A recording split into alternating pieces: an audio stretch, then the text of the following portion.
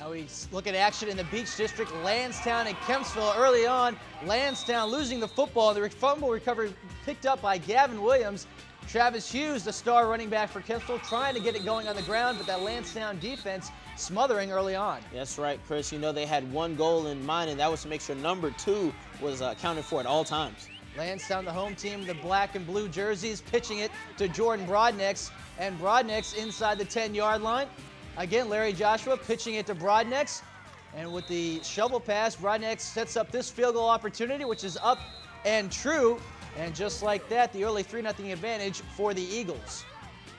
Back on offense come the Chiefs, however, as quarterback William Harrison is going to get sacked and taken down by that Landstown defense. That would set up this field goal opportunity to tie it for the Chiefs. Unfortunately, it comes up well short, so still in the first half, Landstown clinging to that 3-point advantage. See Larry Joshua under pressure, moving around in the pocket, looking downfield. He's going to find a receiver right at the goal line. Is he in?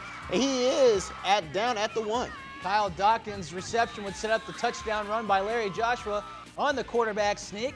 And the extra point's going to be blocked by the Chiefs, so it's 9-0. Kempsville still trailing by 9.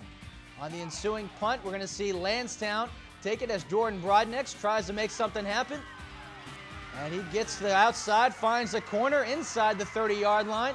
A great run back for him. Now Joshua in the shotgun, has plenty of time, looks over the middle. The pass is going to be hauled in as the reception was made by Kelvin Harris.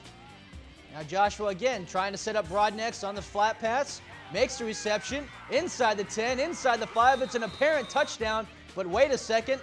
That penalty flag signaled against the Eagles for holding nullifies the touchdown. Joshua have to do it again. Will drop back. The southpaw is going to look to the right side. He's going to throw a ball up. It will be short and intercepted in the end zone. DeAndre McNair with the pick, forcing 2 turnovers on the night were the Chiefs.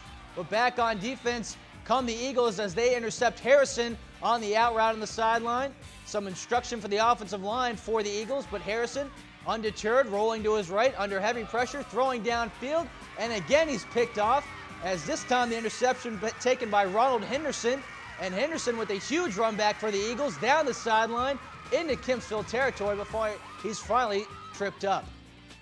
But wait a second, that penalty flag again comes out, holding against the Eagles. On the offense, the Chiefs find Travis Hughes out of the backfield, makes a couple defenders miss, stays on his feet, and rumbles into the end zone for the touchdown. And with the extra point, Kempsville cuts it to a 2-point margin. A great run there by the big man. He was able to find a hole, drag a couple defenders with him as he's able to get into the end zone. But the Eagles would turn to Jordan Broadnex to turn out the lights on the Kempsville comeback attempt. A 68-yard touchdown run for Broadnex, and just like that, the lead back up to 8 points. Still 3.5 minutes to play in the fourth quarter. One last comeback attempt for the Chiefs. Harrison has all day looking downfield, and his pass is going to be intercepted by Justin Motley, and Motley returns it 42 yards for the touchdown to seal the deal for the Eagles, and a 22-7 victory for Coach Tommy Riemann. That's right, a good win here for Landstown. It's good to see Larry Joshua back healthy. Travis Hughes with the touchdown, as we mentioned, for Kempsville. Landstown, the Eagles keep it going offensively behind the legs of Jordan Broadnex, who had the 68-yard touchdown run. As we take a look at more scores from the Beach District, Bayside remains top dogs in the Beach with a shutout victory over First Colonial, 13-0, as the defense forces 5 turnovers and only allowed 152 yards. And Cox with the upset of the Ocean Lakes Dolphins, 21-14, as Ross Burbank scores 3 times on the ground for the Falcons. More scores, another upset. Kellum over Green Run, 24-21, dashing playoff hopes for the Stallions as Evan Lowe carried 39 times for 189 yards and a touchdown.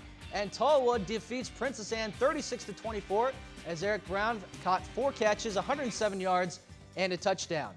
And in the private schools, a couple of scores for you. Norfolk Christian over Greenbrier Christian, 55-7. Breon Bailey continues his hot streak, 4 touchdowns for him. And Portsmouth Christian blanks Broadwater Christian, 25-0. Ryan Ellenberger, 9 carries, 132 yards, and 2 touchdowns. We'll take a timeout here on the Cox 11 Sports Report, but after the break, we've got our pilot at practice as Larry Rubama headed out to IC Norcom to check in on the Greyhounds. You're watching the Cox 11 Sports Report.